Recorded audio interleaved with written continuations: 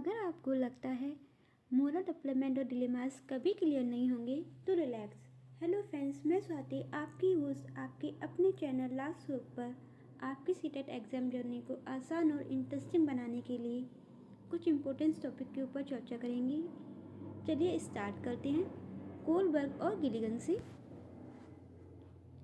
आज हम समझेंगे कि कोलबर्ग ने मोरल डेवलपमेंट को स्टेज वाइज कैसे एक्सप्लेन किया और गिलिगन ने कैसे उनकी थ्योरी में जेंडर पर्सपेक्टिव ऐड किए।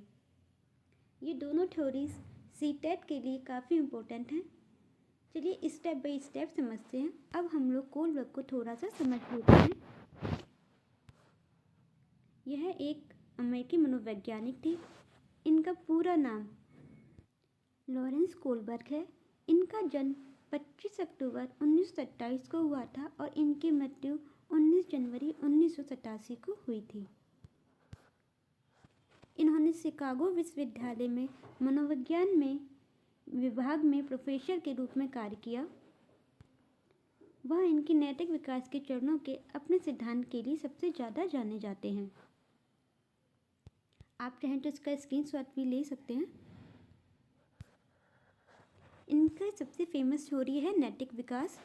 इनके अकॉर्डिंग नैतिक विकास का तात्पर्य सही या गलत के बोध से है। यह शैशवावस्था से वयस्कता तक नैतिकता के उद्भव, परिवर्तन और समझ पर केंद्रित है। इनकी सबसे फेमस थ्योरी है हाइंस दुविधा। आज हम उसी थ्योरी को समझेंगे। मैं समझाने की कोशिश करूँगी पूरी। चलिए इसे स्टार्ट करते हैं। हाइंस नाम का एक आदमी है। उसकी वाइफ एक रेयर बीमारी से बहुत ज़्यादा बीमार है और मर भी सकती है। डॉक्टर के पास एक दवा है जो उसकी जान बचा सकती है, लेकिन वो दवा बहुत ज़्यादा महंगी है। यहाँ पे हम समस्या के बारे में चर्चा करते हैं। यहाँ समस्या ये है कि हाइंस ने अपनी पूरी कोशिश करता है कि वो पैसा जमा कर ले, लेकिन वो पैसा जमा नहीं कर पाता है। एक दवा उसकी जान बचा सकती है, लेकिन वह बहुत महंगी है। ये समस्या हो गई। जो फार्मासिस्ट है वो उस दवा की कीमत को कम करने के लिए तैयार नहीं है और हाइंस के पास पूरे पैसे नहीं होते हैं। अब यहाँ पे जो डिलेमा है, ये जो दुविधा है, वो क्या है? क्या हाइंस को अपनी वाइफ की जान बचाने के लिए दवा चुरानी चाहिए? यस एंड नो, ये यहाँ पे सबसे बड़ी दुविधा है। यदि हाँ, अगर वो दवा चुरा लेता है, पत्नी बच जाएगी पर कानून ब्रेक हो जाएगा। बट जो लॉ है वो ब्रेक हो जाएगा। अगर नहीं तो कानून तो बच जाएगा बट पेशेंट इज डेड, यानी कि उसकी वाइफ की जान जा सकती है। दोनों ही चॉइसेस में कुछ गलत है, इसलिए इसे डिलेमा कहते हैं। अब समझते हैं कि इस स्टोरी का जो है वो पर्पस है क्या। ये स्टोरी राइट या रॉन्ग को नहीं बताने के लिए है, बल्कि ये देखने के लिए है कि आदमी सोचता कैसे है, वो डिसीजन किस बेसिस पर लेता है। कानून, रिश्ता, इंसानियत, समाज का रूल। यहाँ पे इंसान की थिंकिंग देखी गई है कि वो वक्त आने पे किस हिसाब से सोच रहा है। अगर एग्ज़ाम में उसके उद्देश्य या पर्पस को पूछा जाए तो जैसे यहाँ पे लिखा हुआ है नॉट राइट और रॉन्ग, यहाँ पे सही गलत को समझना नहीं है। इसे हम सीधी भाषा में बोल सकते हैं चिल्ड्रन की मोरल थिंकिंग और रीजनिंग को समझना इसका मेन उद्देश्य है। अब हम लोग कोलबर्ग की जो सिद्धांत और वो लेवल एंड स्टेजेस है उसको समझ लेते हैं, थोड़े उसके ऊपर चर्चा करते हैं। कोलबर्ग के अकॉर्डिंग जो मोरल डेवलपमेंट है वो 6 स्टेजेस एंड 3 लेवल्स में कंप्लीट होती है। फर्स्ट लेवल है प्री कन्वेंशनल। फर्स्ट स्टेज है pre conventional moral development and second है कन्वेंशनल मोरल डेवलपमेंट, थर्ड है पोस्ट कन्वेंशनल मोरल डेवलपमेंट। हर लेवल के 2 स्टेजेस हैं, जैसा आप देख पा रहे हैं।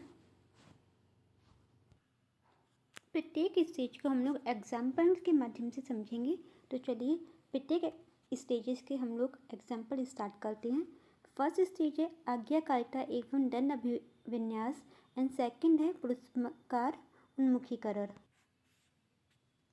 फर्स्ट स्टेज का एग्जाम्पल है चौथी कक्षा का बच्चा स्कूल के नियमों को तोड़ने में शामिल परिणामों से बचने के लिए कॉरिडोर में, यानी जो ढलान होती है या फिर जो हमें स्कूल के क्लासरूम के बाहर जगह मिलती है वहाँ पे दौड़ने से परहेज करता है, क्योंकि उसे पता होता है कि अगर हम यहाँ पे दौड़ेंगे तो जो टीचर्स हैं वो हमें पनिश करेंगे।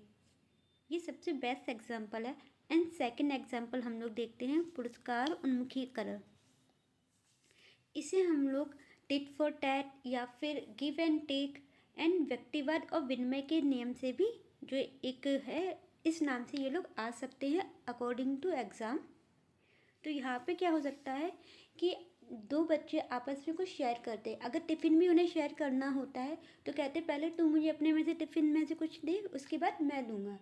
अगर दूसरा बच्चा या पहला बच्चे के साथ गलत बिहेव करता है तो फर्स्ट चाइल्ड भी सेकंड चाइल्ड के साथ उसी प्रकार से बिहेव करता है, जिसे हम लोग टिट फॉर टैट कहते हैं। And give and take relations. तो अब हमारी सेकंड लेवल है conventional moral development and stage third and fourth. अच्छा लड़का अच्छी लड़की अभिविन्यास। इसमें क्या होता है, जो बच्चे होते हैं उन्हें अच्छा बनने का काफ़ी शौक़ होता है या फिर उन्हें तारीफ़ सुनने का काफ़ी मन करता है। जैसे कि रास्ते पे चलते किसी भी बेगर्स को या फिर जो खाना मांग रहे हैं उनको अपना लंच बॉक्स दे देना, उन्हें लगता है ये काफ़ी अच्छी चीज़ है। मैं आपको अकॉर्डिंग टू एग्जाम्पल समझा रही हूँ, उसके बाद में एक लाइन बताऊँगी हर लेवल के लिए जो आपके एग्ज़ाम में काफ़ी हेल्पफुल होगी।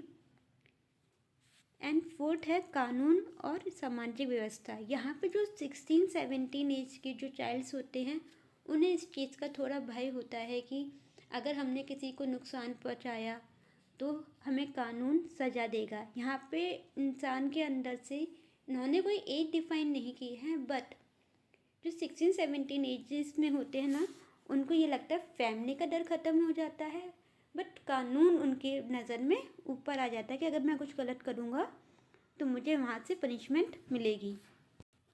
सेकंड एग्जांपल इसी में मैं आपको बता देती हूँ। जैसे कोरोना वायरस आया था तो उससे बचने के लिए हम लोगों ने मास्क पहनना स्टार्ट कर दिया था, बार बार हाथ साफ करने लगे थे। यह भी सबसे अच्छा एग्जांपल है स्टेज 4 के लिए। लेवल थर्ड है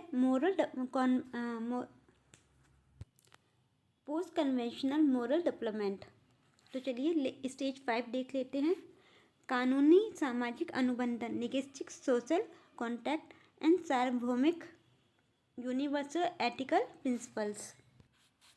स्टेज 5 में आप एज काउंट कर सकते हो 25 से 35 तक, जिन्हें कानून की समझ हो जाती है और वो कानून की समझ के अनुसार ही वर्क करना स्टार्ट कर देते हैं।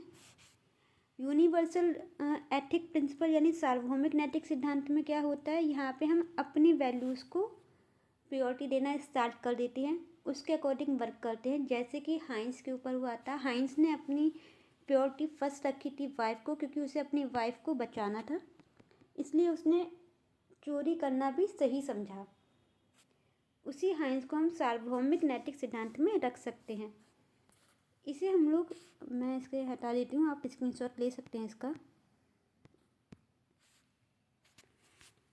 जैसे मैंने अकॉर्डिंग टू चार्ट भी समझाने का ट्राई किया है, जैसे कि ये चार्ट लगे हुआ, आप इस चार्ट के अकॉर्डिंग भी समझ सकते हैं। आप चाहें तो इसका स्क्रीनशॉट ले लें। सबसे बेस्ट एग्जांपल होता है ये stage 1 and stage 2 according to level 1। Level 2 के अकॉर्डिंग भी मैंने कुछ चार्ट्स लगाए हैं एंड लेवल 3 के भी, जो आपको एग्ज़ाम टाइम में एकदम से याद आएगा कि कोलबर्ग में आपने चार्ट में ऐसे कुछ देखा था। तो चलिए इसके क्वेश्चंस स्टार्ट करते हैं। क्वेश्चन है, कोलबर्ग के अनुसार बच्चे किस अवस्था में नियमों को निश्चित और निरपेक्ष मानने लगते हैं। तो इसका करेक्ट आंसर हो जाएगा आंसर नंबर ए, सजा और आज्ञाकारिता अभिविन्यास। ऑप्शन बी है सामाजिक अनुबंधन अभिविन्यास, सी है सार्वभौमिक नैतिक सिद्धांत अभिविन्यास एंड डी है अच्छा लड़की अच्छा लड़का अभिविन्यास। सामाजिक अनुबंधन हमारी स्टेज 5 है।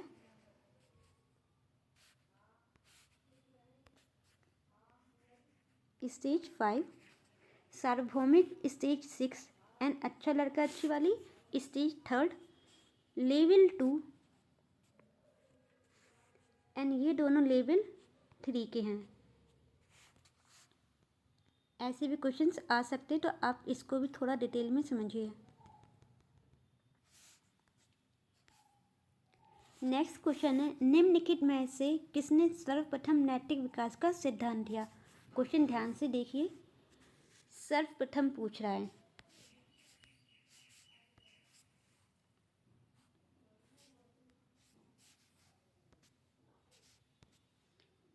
सर्वप्रथम नैतिक विकास का सिद्धांत किसने दिया है? जीन पियाजे। सर्वप्रथम नैतिक विकास का सिद्धांत जीन पियाजे। यहाँ पे हम लोग कीवर्ड के ऊपर थोड़ी सी चर्चा कर लेते हैं कोलबर्ग की। अगर एग्जाम में justice plus rule plus law आए तो कोलबर्ग, जो बॉयज़ होते हैं वो हमेशा रूल्स के ऊपर जाते हैं। अब हम लोग एक बार इन स्टेजेस के एग्जाम्पल्स को थोड़ा अच्छे से अकॉर्डिंग टू चार्ट समझ लें। जैसे प्री कन्वेंशनल है, प्री कन्वेंशनल में क्या होता है, जो बच्चा है वो चीटिंग करता है क्योंकि उसे पनिशमेंट से बचना होता है। एंड जो सेकंड है कन्वेंशनल लेवल, इसमें क्या होता है, जो रूल्स फॉलो करना क्योंकि सोसाइटी एक्सपेक्ट करती है। एंड थर्ड आपके अपने प्रिंसिपल के बेसिस पे डिसाइड करते हैं, जो पोस्ट कन्वेंशन लेवल में आ जाता है। ये रहे एग्ज़ाम के टाइप से आपके लिए एक ट्रिक जो आपको कोलबर्ग को समझने में आसानी हो।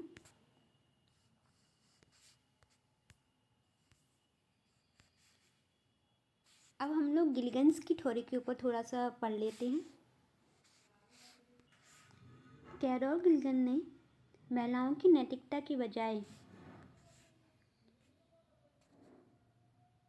देखभाल और पारस्परिक संबंधों पर केंद्रित है, जो इनका सिद्धांत है। गिलगन ने महिला नैतिकता को देखभाल की नैतिकता कहा, जिसमें दूसरे की जिम्मेदारी और करुणा को सर्वोपरि माना जाता है, ना कि केवल अमूर्त नियमों को। अकॉर्डिंग टू गिलगन, इन्होंने कोलबर्ग की काफ़ी आलोचना की है। इनकी जो हैं उसको हम लोग पढ़ लेते हैं। इन्होंने कैरोल गिलगन का नैतिक विकास का सिद्धांत क्या है, इसकी कॉन्सेप्ट क्या है या थ्योरी क्या है, इसको इन्होंने 3 स्टेजेस में डिवाइड किया है। तो हम इसके बारे में थोड़ा सा समझ लेते हैं। कैरोल गिलगन के अनुसार मोरल डेवलपमेंट सिर्फ रूल्स और जस्टिस पर नहीं है। सेकंड स्टेज में दूसरों की देखभाल करना ही नैतिकता, भले ही स्वयं का नुकसान हो। यहाँ पे जो फर्स्ट प्रायोरिटी है वो हम लोग अदर्स को देते हैं, भले ही हमारा नुकसान हो जाए, हम अपना नुकसान करके भी दूसरे की भलाई करते हैं। मैं अपनी ज़रूरत छोड़ दूँगी ताकि दूसरे खुश हों या फिर दूसरों की भलाई हो सके। यहाँ पे इनकी सेकंड स्टेज है। जो थर्ड स्टेज है उसमें क्या है कि फर्स्ट एंड सेकंड स्टेज को मिला के, यानी सेल्फ प्लस अदर्स, दोनों को मिला के जो बनाई गई है वो थर्ड स्टेज है। यहाँ पे मतलब है कि खुद का भी ध्यान और दूसरों का भी ध्यान रखना है। Decision based on responsibility care our relationship means मैं जैसा फैसला लूँगी जिससे किसी को नुकसान ना हो, मुझे भी नहीं हो। मतलब मैं कुछ ऐसा फैसला लूँ जिससे कि मेरी जो इमेज है वो भी सही रहे और किसी और की अगर मैं हेल्प करना चाह रही हूँ तो वो भी हो जाए। ये थी कैरोल गिलगन की थ्योरी। तो इसके कुछ क्वेश्चंस कर लेते हैं। फर्स्ट क्वेश्चन है, कैरोल गिलगन का सिद्धांत किस पर आधारित है? Justice, punishment, care and law. तो जैसा भी हम लोग ने देखा कि इसका आंसर करेक्ट हो जाएगा केयर।